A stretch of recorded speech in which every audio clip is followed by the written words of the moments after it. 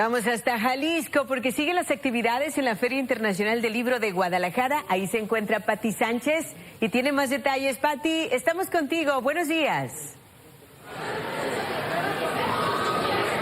Muy buenos días, Tania. Estamos aquí desde la Feria Internacional del Libro y bueno, pues el día de hoy vamos a platicar de un tema que la verdad es algo muy presente, lamentablemente, de todos los días aquí en México. Está conmigo el periodista Juan Alberto Cedillo. Él escribió el libro que tengo aquí, La masacre de Allende. Buenos días, Juan Alberto. Buenos días, gracias por la invitación. Bueno, esta es una de las masacres más fuertes que hemos vivido en los últimos tiempos y sobre todo graves, porque aquí, en esta investigación periodística de 10 años o más que estuviste trabajando, aquí revelas cómo sucedió esta masacre y sobre todo traes testimonios, testigos, pero algo muy fuerte que vemos en el libro es la impunidad y sobre todo la relación del crimen con el poder. Ese es un problema más grave, por eso la situación de México es terrible, porque cada vez se evidencia más la complicidad entre sectores o funcionarios del gobierno con el crimen organizado. Y en este libro documento los que protegieron la masacre de Allende porque estuvo oculta casi 2 años.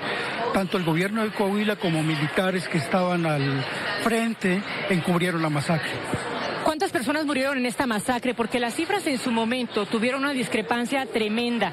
La sociedad civil es la que pierde siempre en este tipo de casos. Tenemos Tlaxcala, tenemos Ayotzinapa. En la masacre de Allende, ¿de cuántas personas estamos hablando?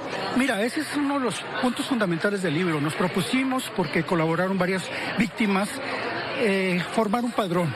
¿Cuántas víctimas realmente? Porque la Fiscalía dejó 28, luego subió a 46 y las confirmadas a este momento, confirmadas ya con nombre y apellido de las víctimas, son 295.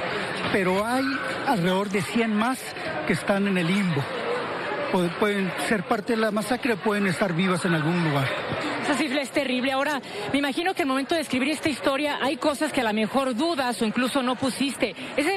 Ha de ser muy complicado escribir una historia como esta, porque es una historia real, es algo que pasó, es una tragedia en nuestro país, pero ¿cuál fue esa parte donde tú dices, hasta aquí puedo y esto ya no lo puedo publicar? Hay dos cosas. Uno, siempre te tienes que cuidar la seguridad. Tienes que tener ciertos límites. Aquí se habla de un titular de la Sedena que participó encubriendo la masacre. Y además el problema más fundamental para esto es no revictimizar a las víctimas y no contar las historias de cómo sus familiares fueron desaparecidos. Es la parte más terrible porque se conocen los testimonios y muchos de ellos simplemente murieron de la forma más atroz. Tienes que cuidar eso, tienes que cuidar a las víctimas. Claro, eso de revictimizar es una tarea que tenemos y que muchas veces es lo que más cuesta trabajo. Ahora, los personajes que vemos aquí son funcionarios que muchas veces pues ya están en activo u otros no. Esa parte imagino que también es muy delicada para ti como periodista y ahora como autor de este libro. Sí, mira, por ejemplo, el funcionario que yo menciono, y lo puedo decir abiertamente, es al titular de la Secretaría de la Defensa Nacional, Luis Crescencio Sandoval, porque él estuvo en la guarnición de Piedras Negras en ese momento y no hizo nada. Y lo puedo mencionar porque en juicios de Texas, en juicios de los Estados Unidos que yo cubrí, los capos que fueron a atestiguar ahí hablaron que pagaron sobornos a los militares para que ellos pudieran operar impunemente en Coahuila.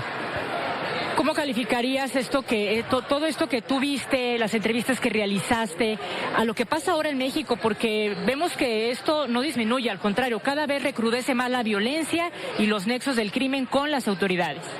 Mira, esa es la gran tristeza de este país. Para mí esa es la gran crisis porque estamos viendo que eso se repite en pequeñas escalas quizás en Guerrero, en Michoacán, en Tamaulipas y ahora la parte más fundamental es Chiapas.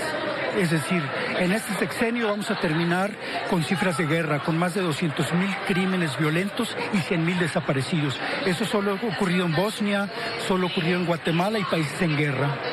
Juan Alberto, pues nos quedamos con la reflexión de que el periodismo nos lleve a conocer la verdad y cómo suceden estas masacres aquí en México. Muchas gracias. Gracias a ustedes por la invitación. Un placer. Gracias. Continuamos con más, Tania. Gracias, Pati. Muy amable y nos despides el periodista Juan Alberto Cedillo. Gracias a los dos. Buenos días. Todo esto y más, claro, en la Feria de Guadalajara, la Feria Internacional del Libro de Guadalajara. Buenos días.